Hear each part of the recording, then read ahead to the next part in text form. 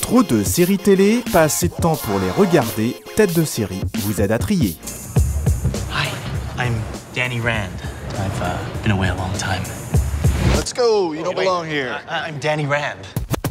Après Daredevil, Jessica Jones et Luke Cage, un quatrième super-héros débarque sur Netflix. Vendredi 17 mars, Iron Fist. Un nouveau plaisir sombre, violent et naturaliste ou le héros de trop? Nos 4 critiques donnent leur avis.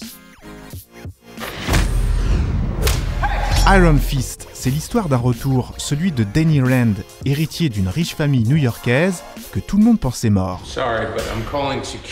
Contrairement à ce qu'ils pensaient, revenir d'entre les morts, même quand on est milliardaire, c'est très compliqué. C'est un peu l'histoire aussi du comte de Monte Cristo, bien sûr, qui vient prendre sa revanche. Il revient prendre ce qui lui appartient et mettre son pouvoir qu'il a développé en grandissant dans l'Himalaya, le Iron Fist, le point de fer, au service de la lutte contre les forces obscures.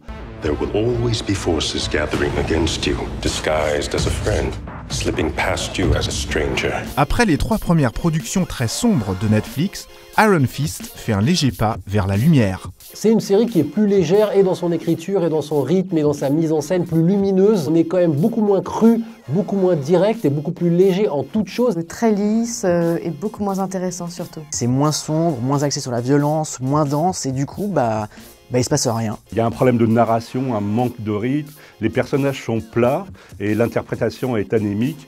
Je pense qu'il y a beaucoup de longueur, de lourdeur, bref, c'est très fade. The change is coming, Danny. Become what you were meant to be. Milliardaire contraint de vivre dans la rue, ami du peuple, bouddhiste, Danny Rand est-il un héros engagé?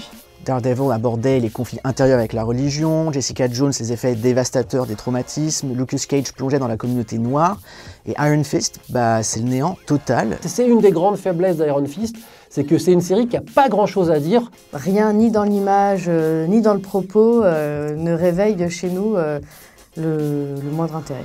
I have a vision of total victory and nothing else.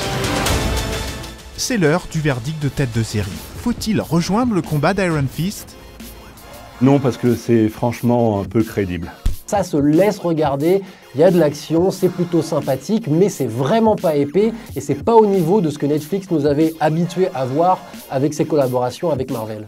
La série n'apporte rien de concret, c'est pas haletant, c'est pas spécialement drôle et il n'y a même pas de super méchant, donc aucun intérêt. On peut s'épargner ça, la vie est trop courte, il y a d'autres choses à faire.